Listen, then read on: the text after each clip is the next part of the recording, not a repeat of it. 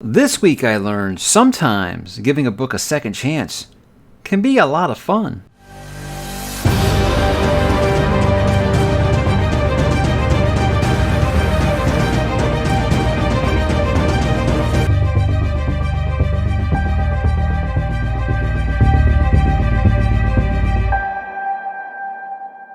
Hey, what's up, bookworms? Mike back with another weekly update as we continue to roll through the month of August here. The year is going by rather quickly, isn't it? You know what else is going by rather quickly is my TBR for the month of August, and that's what we're going to kind of dip into, guys. We're going to begin like usual. We're going to talk about what am I reading. I did finish The Godfather by Mario Puzo. Now, guys, this was a book that had a mountain of expectations on it, and I'm happy to say it hit those expectations. This is a very good read. And I think if you're like me and you love the movie, obviously you're going to have a ton of expectations going into this book. It's easy to see how Francis Ford Coppola and Mario Puzo were able to adapt this to a movie because it's all here, guys. Most of that movie is here in this book. In fact, some of Godfather 2 is here as well. So, yeah, it's really fun to go back to the roots and see it. I mean, there's scenes, like I said, that you feel like you're acting out in your head, that are exactly as they are in the book, or I'm sorry, on the film. And in the book, you see them from kind of a different point of view sometimes. You see them from, like, there's one very famous death scene in that movie that you actually see from that character's point of view in this. So I think it really, like I said, I think treating it like a director's cut is really brilliant. But this was a bucket list book for me, guys, because that is one of my top 10 favorite movies ever. I don't know if I've ever actually put that list together, but it's no doubt that Godfather would be on the top 10 list. But this book was absolutely thrilling. I don't know. I had some people tell me, oh, if you love the movie, you're going to hate the book. I really don't know what book you guys read.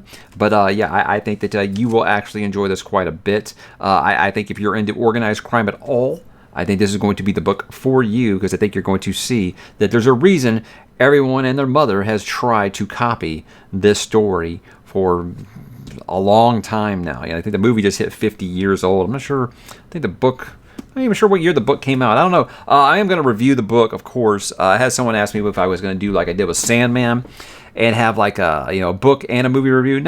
No, because I would just talk about the movie the whole time. But look, if I review that book, it's inevitable the movie's going to come up. So there is that. But I could just talk about the Godfather movie for a long time, which I might do for a little bit in TV and movie talk. I don't know. Stand by. Then I continued working on Forgetting Moon by Mr. Brian Lee Durfee. Still, I'd say only about a quarter of the way through. I think I was actually about 30% through on my Kindle, because I read it the Kindle at night. But I'm taking it very slow with this one, but I am fully entrenched in it, guys. I think so far I've met 4 POV characters. I don't dislike any of them. I don't dislike reading their chapters. A lot of times with multiple POVs, you'll be like, I could really do without that one. Not having that yet. What I'll say about this, guys, is very surprising.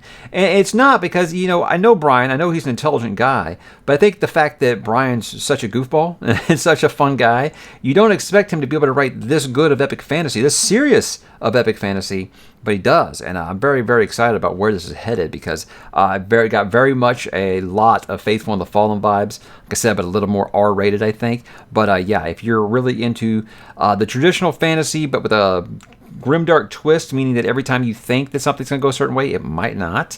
I think that you'll like this a lot. But yeah, it is very violent. And that's something that, I'm always here for as a lover of the grimdark. So I feel like at this point I can safely put it in the grimdark column. But I'm excited to do this. I'm excited to continue it. And I'm excited to finish this now trilogy this year. So I'm excited to actually talk to Brian about it, because me and Brian have talked so many times, but never about his actual book series.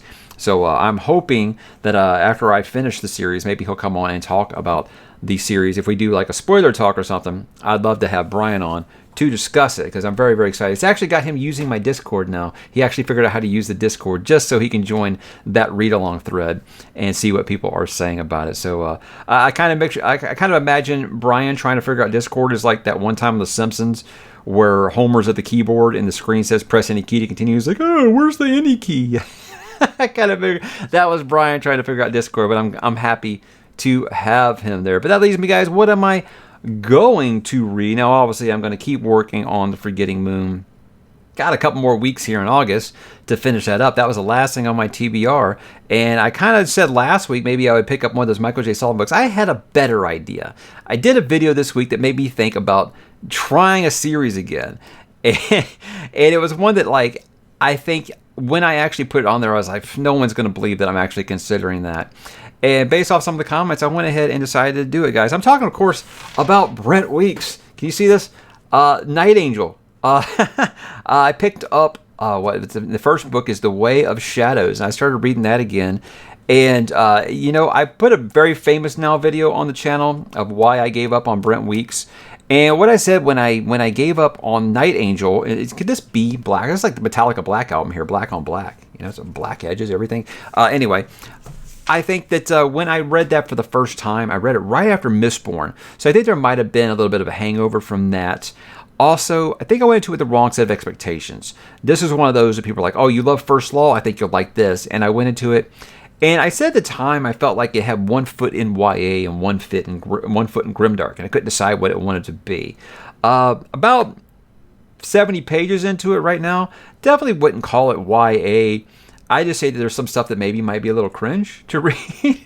I think, guys, if you just treat it as satire and just kind of put like a laugh track in your head for it, instead of taking it seriously, it actually kind of helps it quite a bit, because it's so ridiculous and over the top sometimes. And some of the names are just absurd. Doll Girl, Rat, Wet Boy. There's just things that's just like, okay, I'm supposed to be taking this seriously, right? But I know that a lot of people love the series, so I'm not trying to dunk on it or anything.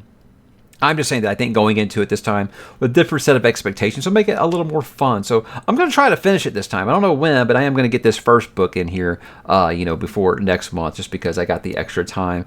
And, I don't like to make videos like I made this week and say I'm going to do something and then have no intention to do it. I always like to be genuine with you guys. So I thought, why not? Why don't I go for one of these I said I would try again? Because in the past, guys, I finished book 1. Like I said, I started reading today, about 70 pages in, and I'm like, I don't remember half of this stuff. So that tells you how much of an impact it left on me. I never continued after book 1. So we will see how that goes. And then, guys, after that, I plan on doing Jade Setter of John Loon. That is a novella set in the Greenbone universe by Miss Fonda Lee. I wanted to be able to read that before I talk to her. We talk to her in a month. I think September 18th is the date that we have actually scheduled to talk. So I want to get both of those in because, guys, in 2 weeks, Fairy Tale by Stephen King comes out, and I want to make sure that the decks are cleared and open for that, because when a Stephen King or a new Abercrombie comes out, guys, that goes straight to the front of the line. I don't wait in the line. So, we will be doing Fairy Tale after that. But, that's September the 6th. So we got some time before then. I'd like to believe that I can finish Jade Setter, which is, I think, like 100 pages. And then, of course, I'll say about the Night Angels, it reads really, really quick, obviously. And I don't think that the Forgetting Moon is difficult to read. I'm enjoying taking my time with it. I really am, just doing like a couple chapters a day. It's really helping it flow and get into that world really, really quick. So I'm having a great time with it, and I'm looking forward to continuing. But what about this week on the channel, guys? Did do some new stuff here. We did do the 75,000 subscriber live stream. I want to thank you guys who joined me for that. I think I consistently had about 250 to 300 people live the whole time and gotten quite a good amount of views on the replay. So I'm happy that you guys were able to join me there. I love anytime anyone can join me, because I don't like just... I talk to myself all the time. So when I do a live stream, I want to be able to make sure I'm talking to you guys. So I tried to answer those questions as best that I could. And, when you're talking live for 3 hours, trying to keep people entertained with no gaps or anything, it's a lot of work. But I have a lot of fun while doing it. And, the fact that people, stuck around that long, hopefully, they were entertained. So I love doing live streams, guys. I just don't like to do them very often, because I'd like them to stay special. I don't want to become like an Also Ran where people are like, I'll catch the next one. So as far as when the next one goes, I have no idea. Just as straight up AMA, I don't want to say 100,000, because I don't want to presume that I'm going to get there, but I have no idea. I have no idea when I'm going to do it. Right now, I think I do about 2 of those a year. So we'll see. We'll see where I stand about, good 5-6 months from now, and we'll see what happens. Then the video that I was kind of mentioning there is 10 books I'd like to try again. This was an idea I came up with. Just some books that maybe, I think everything deserves a second chance, right? I think you know right away if some things aren't for you, but I think you can also take a step back and say, you know what? I feel like I'm more seasoned in this genre now. I feel like I'm more mature as a reader now. I feel like I feel like I would appreciate that more if I went to different expectations. Hell, I think if I reread something that I wasn't nuts about the first time, maybe it would click with me better this time. So that was the idea I came up with there. And of course, Brent Week's Night Angel trilogy was one of those on there. So like I said, I don't like to make a video like that and just bullshit you guys and say, yeah, I want to do this, and then have no intentions to do it. I always like to say I will do some of the things I'm saying that I'm going to do, like my standalones, like the books I said I was putting on my my TBR and permanent ink. These are series I always like to get to and say I'm going to do, then I want to actually do them. So it was a good first choice, I think, because it was something that I feel like is light and airy, and I can read next to a big epic fantasy like Brian's series. So that's why I am kind of where I'm at right now. So you had told me a week this time last week that I'd be reading a Brent Weeks book. I told you were nuts, right? But here we are. Here we are, guys. And then I closed down the week with going back into the multiverse, talking about Rose Madder, a Stephen King book that I feel like has become quite underrated over time by both big King fans and non-King fans. It's just a book that I feel like it's just kind of in one ear and out the other. And I was going through that as well because I didn't remember a ton about it. I remember when it did come out as a teenager, I was like, this is like the third straight book, Stephen, of this just grounded kind of story. Now in my memory, I forgot about Insomnia as well. So I think of what it was, just I wanted him to get weird again. And he did in this book. So I don't know why in my memory I don't remember that he got really, really weird in the book again, and like his most just 1980s supernatural kind of weird. And so I enjoyed it a lot more in this reread. And I talked about in that video some things that the book will bring out of you. It brought out of me for some things in my personal past and things like that. And just putting some difficult to talk about things out there. I think it's a book that really will help do that. So I think over time, like I said, it's become quite underrated. And I said that it's nothing I call a great Stephen King book, but it's definitely one, if you're reading all of his stuff, it's definitely not one you should skip.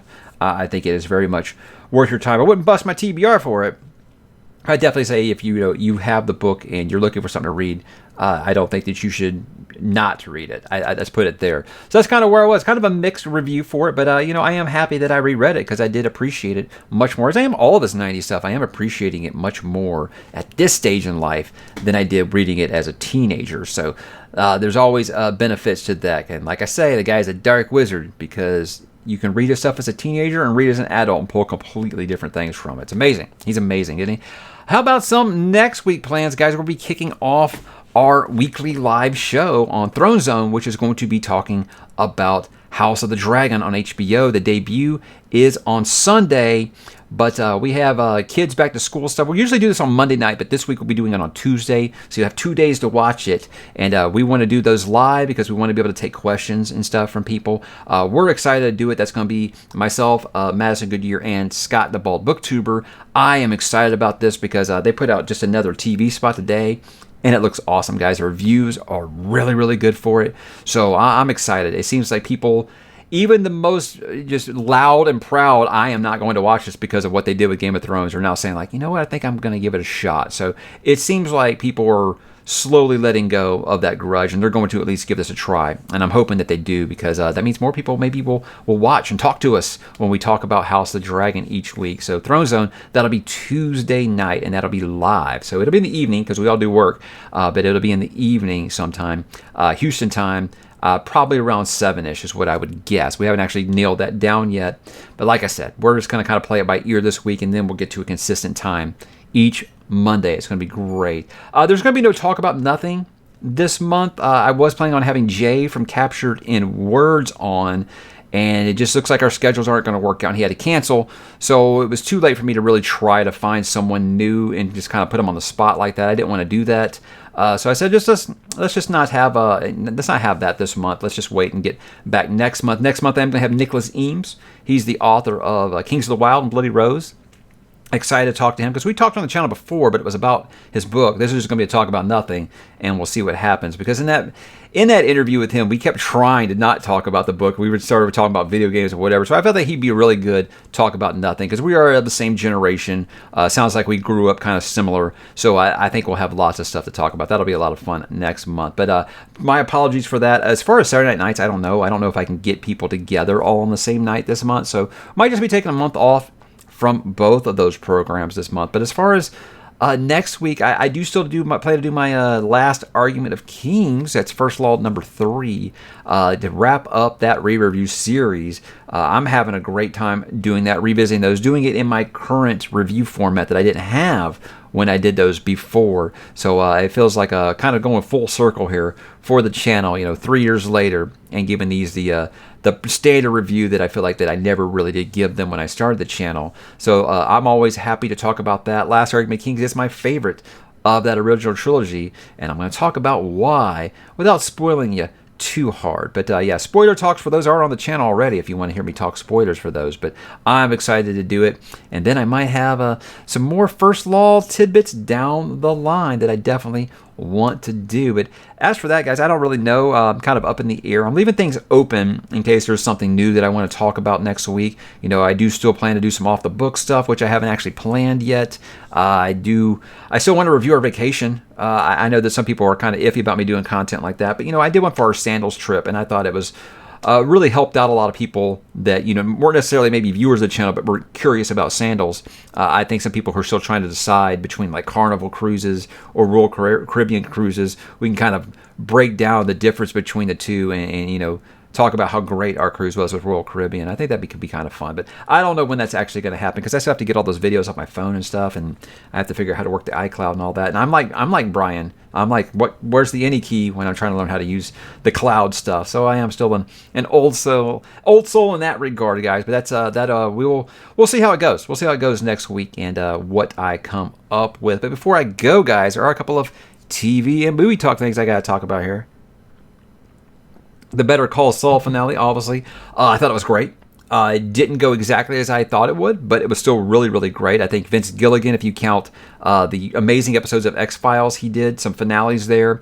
You talk about obviously Breaking Bad and now Better Call Saul. I mean, the guy just gets television. He just really knows how to wrap up a story. He didn't feel like he needed to go over the top with some cameos. Now, there were some cameos, but he didn't feel like he needed to go over the top with them. He doesn't have to have explosions. He didn't have to have this big epic event at the end. It ended the way that I think that it should. And it's just a wild to me to think that it was back in 2008 when I first started watching Breaking Bad, and 14 years later, and a movie and 2 television shows, this universe has come to an end in a completely satisfying way. I'm really, really just proud of what they've done.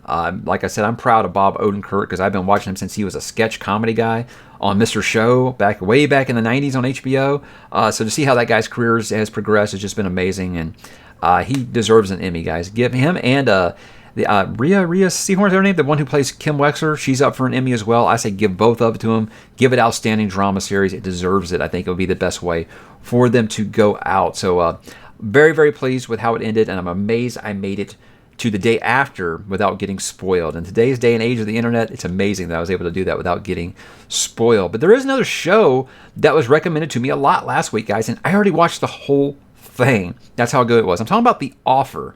This is a show on Paramount Plus, and I know you're like, I don't want another streaming service. Well, borrow someone's password if you've got that option. I watched the entire first season in a matter of days, guys, because this is maybe the best show I've watched all year. It was so good, guys. It is about how they got about making the movie of The Godfather, but it's more than that. You don't have to like The Godfather or care about it. You don't even have seen the movie The Godfather to enjoy this. If you want to take a peek at what the filmmaking process was like in the late 60s and early 70s with some big names like Francis Ford Coppola, Marlon Brando, Al Pacino, things like that, I think that you will really love this show. Imagine Mad Men, but it was actually exciting. That's the way I would put it, because it does have that look aesthetic and kind of the pacing that like a Mad Men does, but it's so good, guys, about, like I said, how they did make movies back then. And if you want to know why critics don't like this show, you can see it has a low Rotten Tomatoes score from critics and a very high audience score is because they constantly dunk on how lazy and soulless Hollywood is now as compared to when it was then. They don't just come out and say it, but you can read between the lines and see what they're saying. They make so many references to making sure that they entertain the audience, making sure they can forget about life for 2 hours and just, have some escapism. So things like that they do very well. But I want to kind of spotlight Matthew Good, the actor. He plays Bob Evans, a very real life person, was the head of Paramount at this time.